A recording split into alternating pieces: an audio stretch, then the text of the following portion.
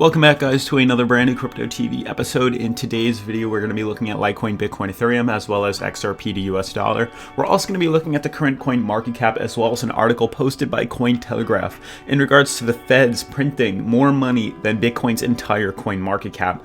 Very, very, very interesting. I thought we would talk about that, as well as discussing very interesting terms and things happening within the current chartings on Bitcoin right now. As we know, we've seen some pretty big fractals forming within Bitcoin's chartings, and each time we see those charts, we've ended up breaking bullish to a fairly big point. And I thought we would go into a little more technical analysis to kind of figure out how high we could see the next couple of days, where Bitcoin could, head off to before it starts potentially dipping down to lower levels. Otherwise, if you guys are new to the channel, definitely make sure to subscribe, turn on post notifications, leave a giant thumbs up, and let's jump into today's video.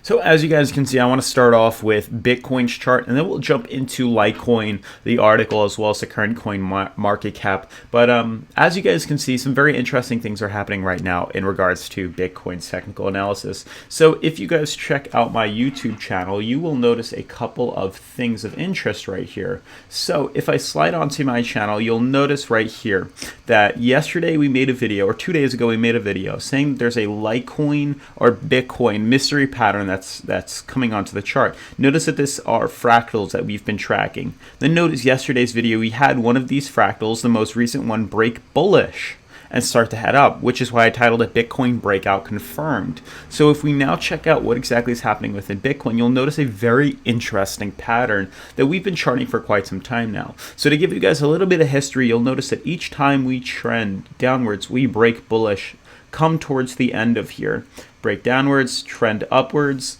and then the same thing happened right now where we trended downwards and now we're breaking back up. So I wanted to point out a couple of things of key interest right now. Number one, notice how the MACD has finally lifted from where we thought we were going to be trading at on the 4-hour to now being above the orange candle, or the orange signaling line, which indicates a more bullish market, which is great. Volume obviously trickling back into here. The one kind of nervous thing that I'm seeing is the overbought line. So that's something we have to consider and pay attention to, because that does give us some key importance in terms of how high we could potentially be going.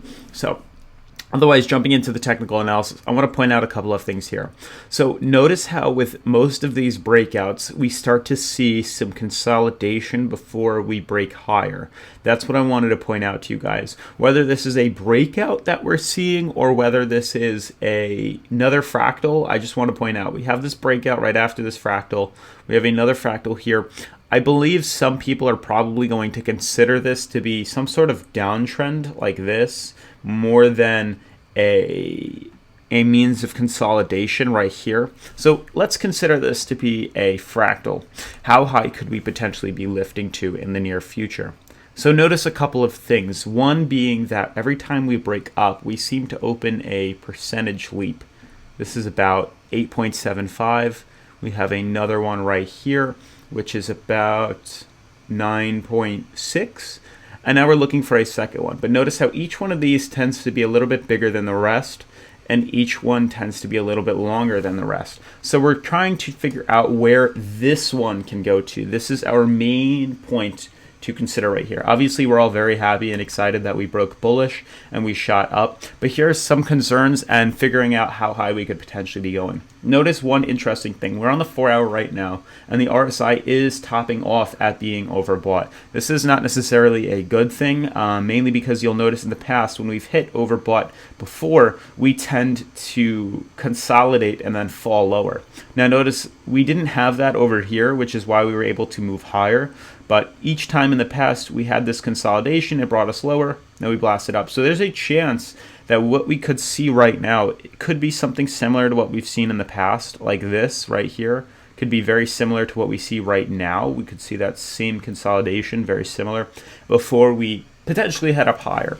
So in regards to how high I could potentially see us going, it does, reason out. There is reasons to believe why we could potentially be going this high. Now, this is nothing too crazy bullish. This is more of a conservative approach. But if we can see some sort of consolidation like we're seeing here, just to lower us on the RSI, because we are nearing overbought, I would assume we could break up to, at most, I'd say this level of $9,000, 89.60, mainly because this is the top of a massive descending triangle right here. You'll notice all the downtrend eventually forms some point of support right here, or some point of contact, that is, right here. And this is what we're using as a means of support. So there's a good chance we're going to be heading up and retesting that fairly soon.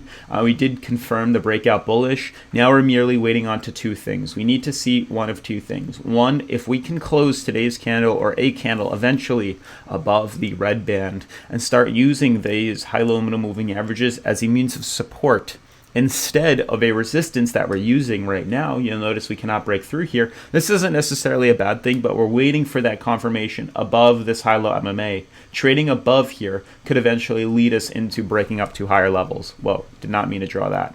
Now, I do want to just jump into the daily right now for you guys. You'll notice a couple of things. On the daily, we don't look too bad. Let me pull up the RSI. We're only at 44, so there's plenty of room to move up to much higher levels. You'll notice this confirmation of the falling wedge or the descending wedge, whatever you want to call it, does give us room to move up higher.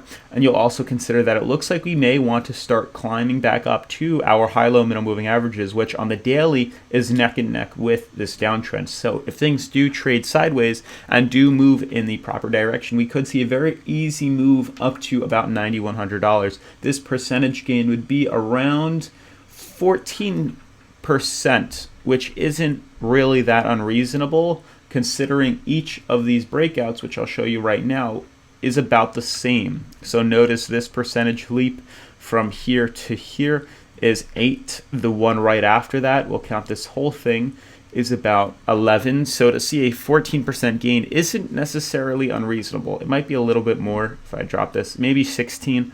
So this isn't an unnecessary or unreasonable movement to the upside. The only thing we have to consider is being near overbought. That's the one downside, but otherwise we look good on the daily to move up higher. We may see short-term consolidation on the 4-hour, but then we could potentially project higher, which I'm honestly anticipating very soon. Notice how on Litecoin, we'll start charting right now, we're seemingly coming to an end of a major falling wedge right here, and this could be huge news for the coin. We may easily see a breakout confirmation very, very, very soon within Litecoin's daily. Notice how within this major descending wedge, we're starting to come very close to the top of this resistance. Now, one of two things are going to happen. Looking at the charts right here, it looks like that orange band wants to cross over over the blue. So there's a really, really, really good chance that we may see some really strong resistance and support right here. If things, head bearish, I don't think we're going to take a major fall, but we may hit a downtrend of around $40. If we tend to swing upwards and we see that confirmation of a bullish break and we start to head back over, which is still possible trading at 43 and being flatlined for so long, we could easily see a run up, honestly, all the way up to $80. So from 50 to 80, 50, about a $30 jump. That in percentage is about 47, maybe a little bit lower, 45. So there's huge possibilities right here. And if Bitcoin can continue to support itself and break bullish, well, most definitely see that within Litecoin, heading Litecoin up to even higher levels too. So hopefully that, gave you guys some reason to believe that we're probably going to continue to move up within a lot of these cryptos. This is XRP, guys. XRP looks great too. Finally getting caught within its high-low MMA. It seems like this was foreshadowing what Litecoin and Bitcoin needed to do. And it's pretty much just waiting for a confirmation of these two to eventually make its move to, higher levels. So XRP is already at its high-low MMA. It's waiting for Bitcoin to catch up. It's also waiting for Litecoin to catch up. So if things play out similar to XRP, we're looking for a good standpoint and we're looking for a pretty big break to the upside. Similar with Ethereum trading out within its channel right here, merely just waiting right now for some confirmation of a bull run before it starts to head up to. But it was a very beautiful break that we saw yesterday, and I do think it's going to carry Bitcoin up much higher within the next few days. I do think we are going to see consolidation though. Hitting the high-low MMA on the 4-hour as well as being semi-near overbought does give me reason that we may kind of retrace lower before heading even higher up. Lastly, to check out the current coin market cap, we look okay. I don't think we look bad at any standpoint. Trading fairly good. Every coin is pretty much up in green except for Tether, but otherwise we look great. Volume coming back in. You can see we're starting to see that uptrend. Then lastly, the Fed printing more money than Bitcoin's entire market cap. What exactly does that mean? Basically, you can see, let's see where we start. QE refers to buying up the government bonds in order to provide economic stimulus. The Fed's balance sheet, Parker notes, jumped from 3.7 trillion last month to 3.97 trillion. It had previously been higher, while the Fed's own projections called a balance sheet worth 4.7 trillion in 2025. So for holders of assets that cannot have their supply inflated, such as gold and Bitcoin, money printing has regularly sparked calls to decrease reliance on fiat. Park's suggestions that investors should buy Bitcoin now came amid warnings from even the fiat establishment itself from ailing health of banking systems. So basically, every time they print money, push into something that cannot be, made, which is gold, Bitcoin, diamonds, things like that you can buy into. The world was sleepwalking into a financial crisis even worse than that of 2008. Wow, that's bad. By sticking to the new orthodoxy of monetary policy and pretending that we have made the banking system safe, we are sleepwalking towards that crisis. That's really bad to assume that. But the concept of interventionist economic practices on the part of government and central banks leads to financial destruction, forms of central tenants. So they're calling that we're in some bad positions right here. A 10-year-old Bitcoin has now lasted 40% of average fiat currency lifespan. Very interesting. Just a small snippet, Cointelegraph. Didn't really go into much detail, but if you have any news on that, obviously leave that in the comments down below. Otherwise, I'll see you in tomorrow's video. Peace.